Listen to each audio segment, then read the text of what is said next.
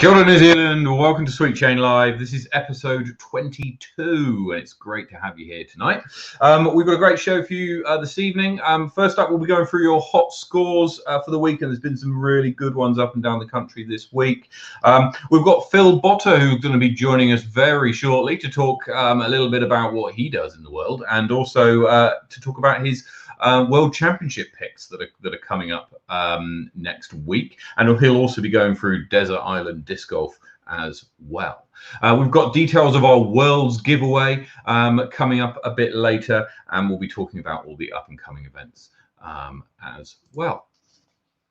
Okay, so first up, we're going to kick into our hot scores for the week, and Liam Hewitt leads the way in Invercargill with a 15 under round at Queen's Park in Invercargill. Very good score there. And Cameron Mackey does it again, repeats his score of 7 under par from last week at Chingford. Queenstown Gardens and Todd Murray hits 10 under par to hit the hottest score of the round. And it's Mikey Yu at Tucker Beach, with a 10 under round there. He'll be wanting to maintain that form for the Tucker Beach Rush, which is coming in just about a month's time. Over to Ely Point in Wanaka, and it's Dom Hayden with a 3 under par, and Ryan Cambridge just seems to be what score does Ryan get at Lismore with a 12 under par in Wanaka. Over to Jelly Park, and it's Callum and Scott Brooker-Leon who shoot 11 under for the week, which was very good. And over to Queen's Park Reserve, we've got a 4-way tie between Elliot Faulkner, Cameron McKay, Willie Taratana, and our guest this evening, Phil Botha, who all shot -5. Over at Brooker Ave, Jasper Vandermeer ties the 2021 course record with an 8 under par. And up to the capital, Dylan Johnson still performing very well, and Andy David did enough this week to join him on 5 under. Over at Hikoikoi, Jacques Duval, our resident at Hikoikoi, shoots 5 under par. He shot 4 under twice as well this week, so well done to him. And over at Harcourt Park, it's Jack Mocker who shoots the hot round for the week with a very impressive 8 under par, also tying the 2021 best. So well done to Jack. Up at Linklater, it's Galal Brizzle and Team Sweet Chain's Brock Fraser who hit 5 under par, so well done to them. And up to Spa Park in Topor is Grayson Thomas with 5 under par. Very good score for that course.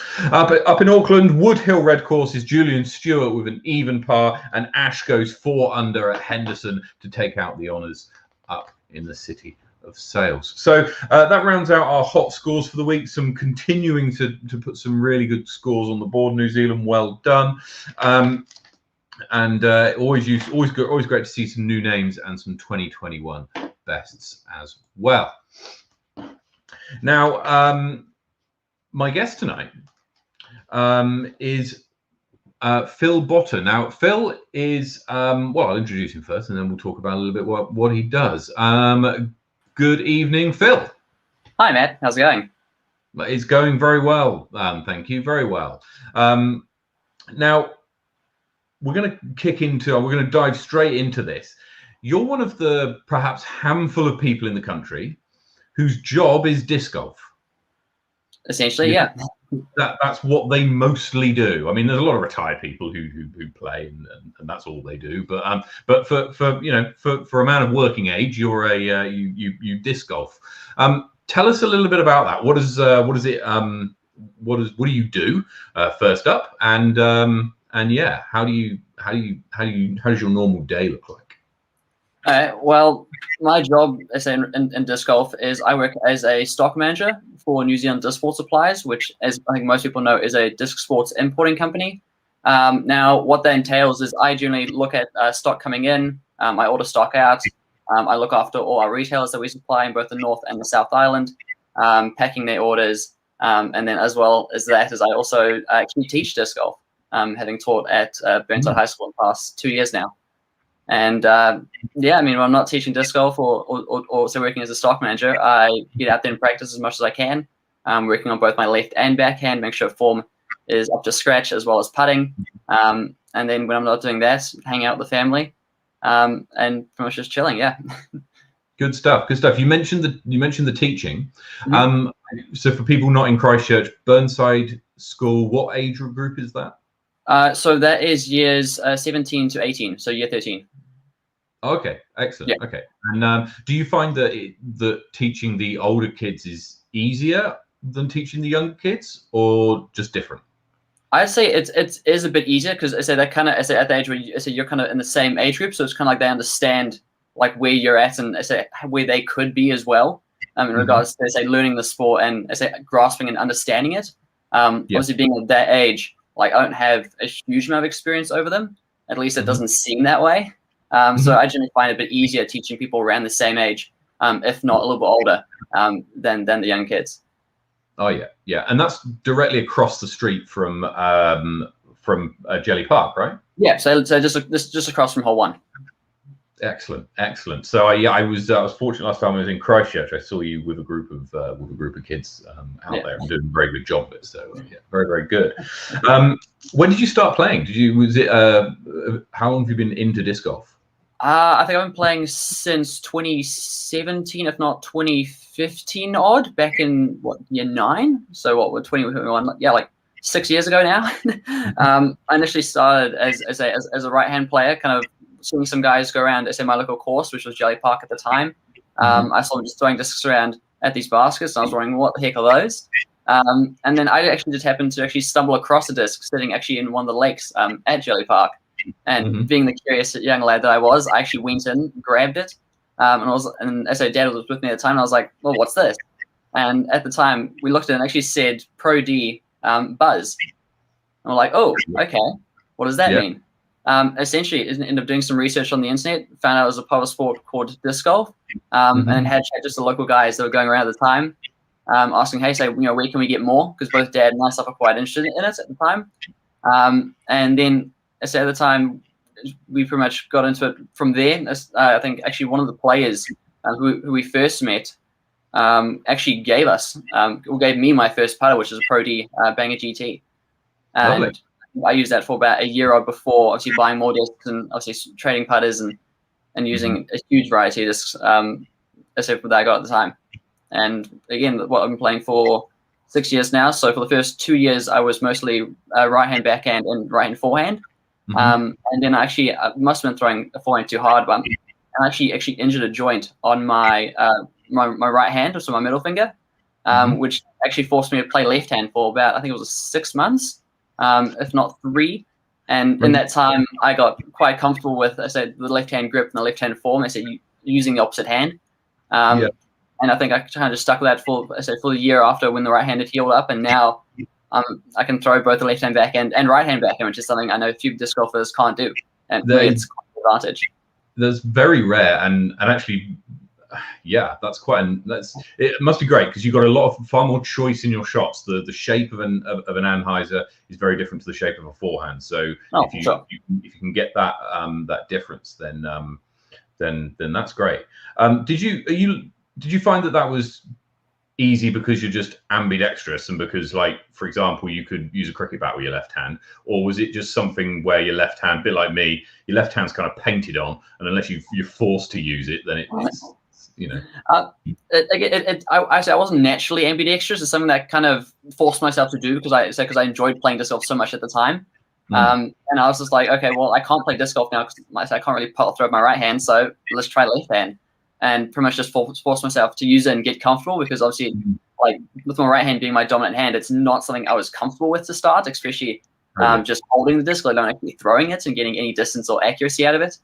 So it did take a good few months to actually kind of get comfortable, and then another 6 odd to actually get any accuracy and power. And now I can actually throw further with my left than I do with my right, which is I find interesting. That's just bizarre. But I mean, and because I think most people have probably thrown with their unfavored hand as maybe as a joke or as a punishment or as a bit of a different game for a laugh, and probably thrown once or twice and then gone, well, that's the reason I don't use that hand, because they've shanked it into a bush or into the floor. And so it must have been really frustrating for those first few weeks and few days or even few months, I'd say. It was definitely a challenge. But I mean, testament and an example that actually stick with it for 6 months. and you've got a huge advantage. So it was a bit of a blessing in disguise, really. Again, like I think for most players, I say like getting distance out of a backhand is definitely easier than trying to get distance out of a forehand, unless you're naturally talented in throwing the forehand to begin with. And for me, obviously, there are more injuries that come with a forehand that do come with a backhand. So getting comfortable with that motion, actually being able to use the whole body to generate that power, just made getting distance and getting comfortable distance a lot easier than trying to force a forehand over with my right hand. So it's definitely, I'd say, quite the advantage for sure. Good stuff. Good stuff. And you're playing on the New Zealand tour, so you've been playing a few tournaments this year. How are you? How are you finding it? Are you pleased with your performances so far, and how do you see the rest of the season going? Well, again, so far I've placed anywhere between top 20 through to top 10, which is not bad. I mean, obviously, I would always like to do better and actually place top 10 more consistently. But again, that obviously just comes with more practice and getting that consistency and being able to repeat those same shots. For the rest of the year, I would like to, at least be top 20, top 15 first competitions. Ideally, getting to that top 5 and just having a look at taking one of the competitions out for sure. With the next one being Tuckers Beach Rush. So I think that's 23rd of July. So I'm looking forward to that and seeing how we go. And I'll try and head out to Fault Line as well this year up in North Island. Oh, good stuff. Well, we shall certainly see you at Fault Line, and that would be very good, very good, lovely. Now you've also going to join us tonight for Desert Island Disc Golf. So we'll get into that now. And we'll come to your World's Picks a bit later on, actually, when we jump into that segment. So you're stranded on a desert island, Phil. Fortunately, there's a disc golf course on this desert island, which always good. Incredible fortune. But all you've got with you is 3 discs. They happen to be your favorite discs, and you've got 3 card mates who are also cast away with you, who you'll get to play with. Now these your 3 card mates can be anyone from now or no longer with us, or celebrities or people that only you know. So what do you want? Where do you want to start? We'll solve the discs. Okay, what have you got? So first up, my putter, Yeti Pro AVR. It's something that's been my go-to for past 3 years now. The reason I like personally using more in the middle. Yeah, lovely. Yeah, there we go. So you mentioned it's a Yeti Pro. Now, yes, for the uninitiated or maybe confused a bit like me, there's lots of different AVRs. There's lots of different. There's a Yeti Pro, there's a JK Pro, there's the regular AVR. There's a 3, there's a 3X. What are the differences, and why do you like that one? So I said, what sets the Yeti Pro AVR aside from the standard AVR is the fact that its shape. Now, I said the Yeti AVR is actually quite flat, and I said when you actually get to see in person, the top is actually slightly puddled. So for me, using that fan grip, it's something I find quite comfortable to hold. And just the fact that the plastic as well, I find the plastic to also be a bit grippier than the standard AVR. And I said just a good kind of combination of both grip and stiffness. So personally, I don't like overly firm putter, which I kind of find AVRs to be. So it's kind of that good balance between that grip and that stiffness. And again, having that slight bead at the bottom as well, which is something I know the AVR doesn't have. With I believe only the JK having out of all the AVRs there. And so for me personally, I do like the bead there simply because it is somewhere I can rest that finger compared to, say, a beadless putter. And it just kind of fits my hand, a lot better, I think, than some of the others do. And again, even in flights, like this is also quite a straight flying putter. So if you want to throw it, you can. And compared to some of the other AVRs out there, they're probably just as straight. But when it comes to, that dead straight putting, I find this actually glides a bit better than some of the standard AVRs out there. And just the fade just kind of suits me. And just a little bit straight, kind of a little bit of a finish. And yeah, that's kind of why I like my Yeti Pro AVR. Good stuff. Named after, of course, J. Yeti Redding, a very good putter in his day. So what's next? So next up, I said my go-to mid-range would be the Mako 3. I think one of the most popular mid-ranges out there in the world. Absolutely. There are lots of people listening with Mako 3. Yeah. So for those of you who don't know, I say about the flight of Mako 3 is a dead straight flying mid-range. Personally, I like it in this champion plastic because this holds that nice straight fly path the longest. And that's something that I do like about the Mako 3 compared to getting it in that more say solid plastic being Star or even Star, which is a bit gummier. I find those plastics tend to kind of, as you start throwing them, start off straight, but then you start turning to the right, whereas the Champ is just a lot straighter in flight. So does if you release that on a slight Annie, will it hold that line, or will he try and straighten out? So brand new, I think for the first good few weeks, even a month, it generally sort of fights out of it a little bit. But generally, you start throwing it more, it definitely starts just holding the angle a bit more. And it's a nice, more gradual turn than is an aggressive kind of turnover, like what you would get with the Star or G Star Mako 3. So definitely Champ Mako 3 would be my go-to mid-range there. Good stuff. Good stuff. And what are you driving with? Now, my fairway driver, the TL. I don't think it's one of the most common fairway drivers out there. Probably not. Compared to like the Leopard 3. So the difference between the TL and the Leopard 3 is the TL starts with a straight flight, but actually has a little bit of a left finish, but not as aggressive as the T-Bird 3. No, the T-Bird. And for me, again, this is just how straight and true pretty much every time I've thrown it, even over the past. I think I've had this for a good 2 years now. So even over so many years, it still holds that nice straight flight path. I can chuck on a bit of Anheuser and it will actually slowly fight out of it. So except for distance and angle control, it just kind of just works. So I'm getting a feeling of straight flyers kind of point and shoot is the discs that you like. You don't want flying and shoot. Something that can hold angles as well. Both my Mako 3 Yeti Pro AVR as well as the TL all hold angles quite well. So whether it's a hyzer angle or anhyzer angle, they will just hold it. And obviously being ambidextrous, I don't really need something favoring any turn or fade because I can just change the angle. Indeed you can. And it's annoying. I've played around with it and it's frustrating to not be able to get some of the lines that you can. But no, so thank you very much for taking us through those discs. Phil, who are your 3 card mates? My 3 card mates would be Ricky Wysocki, being one of the stronger right-hand players out there, as well as a solid forehand. And definitely someone I'd enjoy playing with. One other person that I also quite enjoy playing with would be Chris Clemens. So one of the pro left-hand players out there. So it'd be cool, I say, being able to play with them and seeing, I say, the lines they take. Obviously, being an ambidextrous player, I think being able to look at both of those. And then one other players. Pick the best one.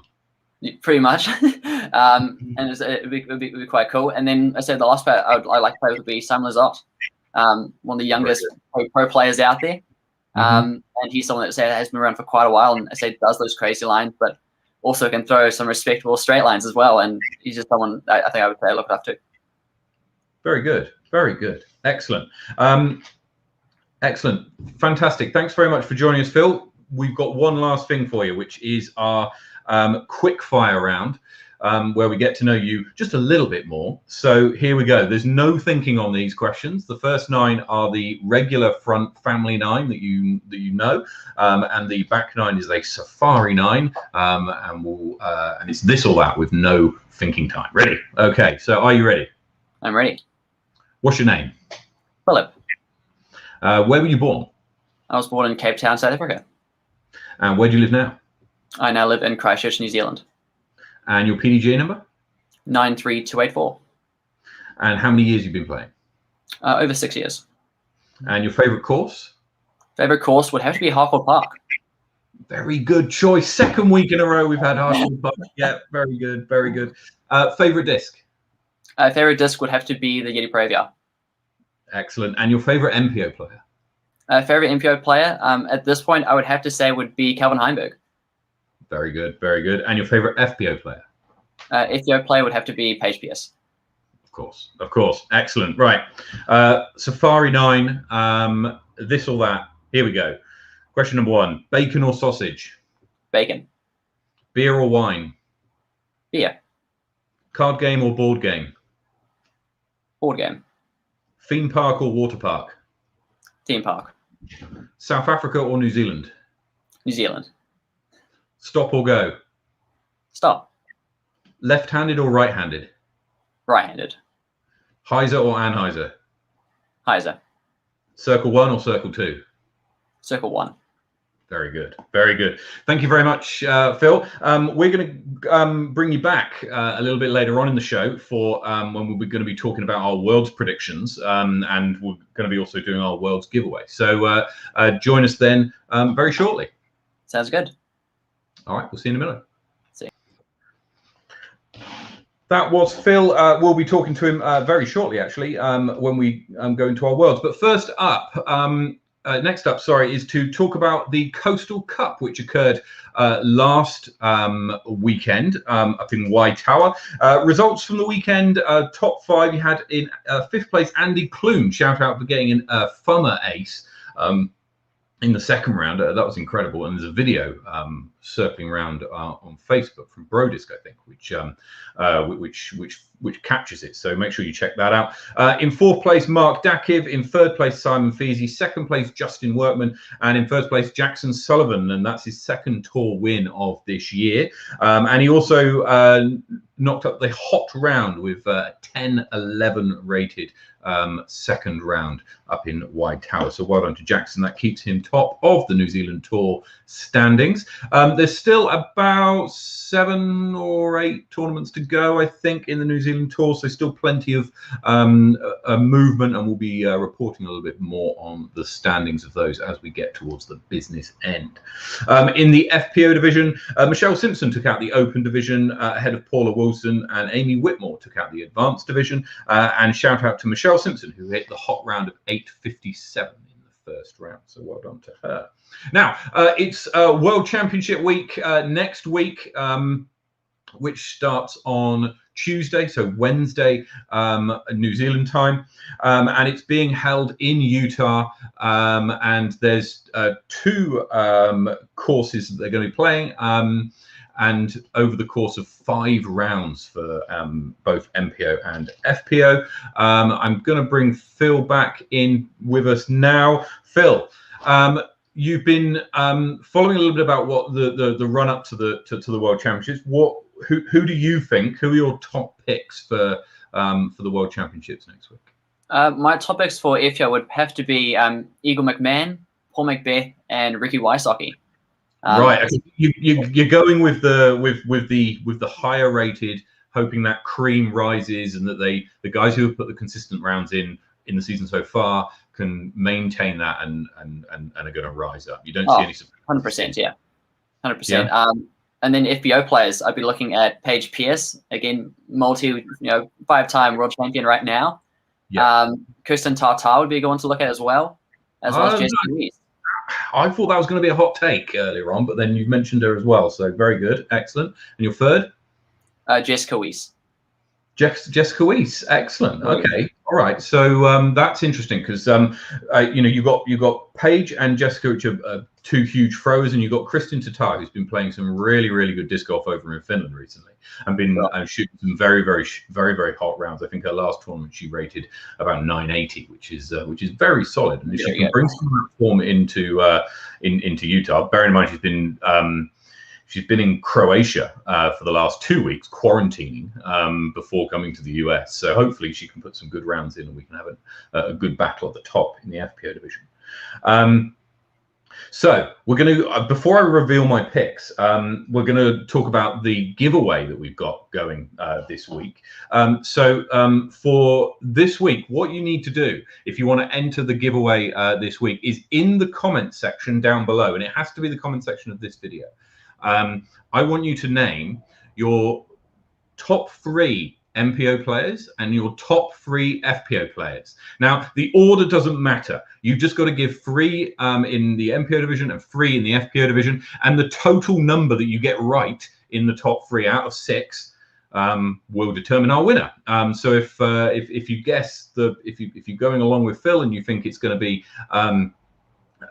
Eagle, Ricky, and Paul who are going to take out the top 3, and they're the top 3 in any order, then you get 3 points. And the same for the FPO division. If it's tied at the end, then we spin the wheel of all the people who scored the highest. So you can score up to 6 points in this. So my personal picks in FPO, I'm going Paige Pierce. I think it's really, really difficult to look past Paige Pierce the way that she's been playing, especially after she took her break before OTB and came back incredibly strong, has won her last 4 events and just looks very good everywhere on the course. Her putting's been on point, and her driving is obviously she's got the biggest arm in the FPO division.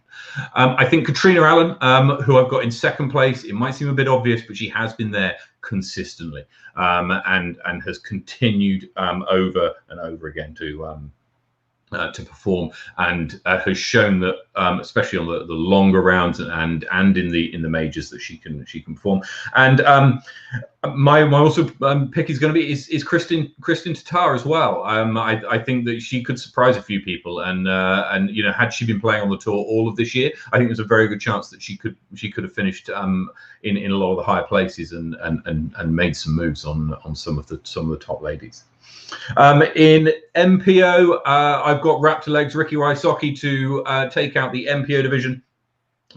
Again, his consistency's been pretty well. He didn't putt too well at the Utah Open in the last weekend gone, but despite having lower than his normal putting standards by about 10%, I think it was in C1X, and about 20% in C2, he only lost by 3 strokes. And I think that goes to show on the course that the world's being played out that he is in hot form. 2nd place, Paul Macbeth, because he is just a demon. He just does not stop. I think of all the people in disc golf that I see playing, his mental game is the strongest. And irrespective of the position he's in, he's always capable of putting pressure on. We saw that on the last round of the tournament just gone. Just remind me what that tournament was.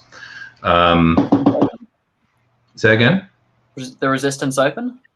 No, week before. In Portland. It was a Portland Open. Of course it was. Portland Open, where he was on the chase card and needed to putt for birdie from about 60 feet in order to force a potential tie for the lead. I mean, that kind of nerves to do that is fantastic. And we also saw it earlier on in the season where he had a horrible basket hit and then roll away, and he just steps up again, putts from 60 feet as if he was tapping in. So I think mentally Paul's in a really, really, really good spot from what I've seen, and I expect that to continue. In 3rd place, and the reason I've not placed him higher is because I think he may crack under the pressure in the later rounds, and that's Kevin Jones. Despite coming in hot off the last few tournaments, he's been playing well. He had a terrible time of it at Portland Open. I don't know if you saw, I think it was hole 14 at the final round of Portland Open, where he took a 7 on a par 3, and that's after laying up and went OB on the shot after a missed putt, ended up taking a 7. He had a 2-shot lead at that point, went 2 shots behind eagle and never really recovered. And I think if he was to improve on his mental game and make himself stronger mentally, I think that he could have a better time of it than 3rd place. But saying that, 3rd place at Worlds, you'd probably take that. So lots of predictions coming through. Let's just have a look to see if there's any interesting ones. Anybody picked anybody from out of the blue who we don't really expect? Levi's gone with Emerson Keefe, taking the form of the Utah Open. He won that by 3 shots over Ricky Wysocki, so that'll be interesting. Haley King also is a very will be a very popular choice. I think James Conrad, Rewa, I think James Conrad will be a popular choice for people as well. It'd be interesting to see how he comes through. And we've got some pretty who else have we got? Eagle, Ricky and Calvin. No place for Paul. No place for Paul there. That'll be an interesting to see if this comes through. Nico Lacastro. That's the first pick I've seen for Nico. That'll be interesting because can he hold it together? He registered for the Utah Open as future #1. future world champion Nico Locastro, which I thought was big words for a man who ended up finishing 11th. But anyway, it'll be interesting to see what he does this week. If you win this week, and if you take out the title either by getting 6 out of 6 or by winning the spin in the wheel, you will win 2 discs. And the 2 discs that we have for you today is we have a gold on gold atomic TUI. Look at this. That's incredible, eh? Very gold nice. on gold atomic TUI. So this will be making its way to the winner. Also making its way to the winner, and Paige Pierce seems to be a very popular choice for people, is this. It's a Paige Pierce Pearly Undertaker. So this is a very, very nice disc here. So these 2 could be winging their way to you. Where's the camera? If you take out the win and get your picks right. There's a lot of people picking very similar people, so it'll be very interesting to see if they how they get on. Remember, you need to pick 3 MPO players and 3 FPO players. You please put them in one comment if you can, and yeah, pop them in the comments below. Now the closing date for this, because some people do watch this on replay, believe it or not, the closing day for this is gonna be right. So World starts on Wednesday, so we ought to make it, let's say 5 p.m. Tuesday night New Zealand time. Okay, is the closing time that you've got to get in, 5 p.m. Tuesday night. We'll have reminders going out throughout the week and the weekend to remind you of what the competition is, and we may even open up another thread for you to put your guesses as well. But we will go with the earliest guess that you go with. So if you go with several, then it will only be your first answer which counts. So yeah. In New Zealand, we've got a few up-and-coming events in the next few weeks. So this weekend in Wellington is Heiser at Phil's favourite, Patricio's favourite, my favourite, Hardcore Park. So come to Heiser this weekend if you're in the capital. Also, if you're around following weekend, again up at Hardcore Park, we've got Te Upako, which is the Greater Wellington Disc Golf's Club Day, where Lower Hutt takes on City, takes on Upper Hutt. Go Lower Hutt, and there'll be there's an event page for that, so check that one out. On the 1st of July, registrations open for the RPM's Rapture held in Wellington. Or the Wellington leg of Rapture, I should say, and that will be held on August the 14th. It was actually Phil who told me earlier on this week that we will have the Pekka in the players packs for the RPM Rapture. Phil, sorry, what are the other discs that you get in the players pack? So you either get the Ruru or the Tui as your putter, and then your mid-range will most likely be a Piwaka Waka or Kutuku. Lovely stuff. Excellent. So if you want to get involved in that, it's $50. It's at Hardcore Park. We'll be playing a hybrid version of the course. So it'll have some regular tees, some champ tees, some hybrid safari tees, and some of the Super 9 tees. If you've played that layout, then you'll be sure to enjoy that. And that's on the 14th of August. Registration's open on the 1st of July. There'll be more details coming out on our page, so take a look at that. Tucker Beach Rush on the 24th of July. It's sold out, so get yourself on the waiting list if you want to be involved in there. There's probably a chance that 1 or 2 people may drop out, and so you may be lucky. And Fault Line Fury, I'm speaking to Jack Mocker. He lets me know that registration will be open in a couple of weeks' time, so look out for that at the end of August. That's it from me. Thank you so much for joining us, Phil. No, thank you for having me, mate. Excellent. Great to hear from you and your picks, and for you to share your Desert Island disc golf. Next week, we've got Reese Kruger joining us on the show. Now, Reese Kruger is the CEO of Fourth Circle Discs. They make the Taipan, the Firehawk, the Dingo, and they've got a Huntsman, which is their putter. They've actually got a new putter on the way as well. He'll be here on the show next week to talk to us a little bit about what it's like owning a disc golf company, and also with a giveaway where you can win one of all of the range. So you can win a Taipan, a Firehawk, a Dingo, and a Huntsman. And he'll be telling you a little bit more more about that next week. So make sure you tune in to that. Otherwise, have a great week. Enjoy the World Championships. We'll be back next Thursday, where we'll be halfway through the World Championships, so we'll be able to see how our picks are going, and we may even do an update based on all the entries to see who is leading the way, and we can all bemoan our picks if they fall away on the last few rounds. Lovely. So from Phil, thank you so much. Thank you very much to you for watching. Have a great week, and see you next time. Bye.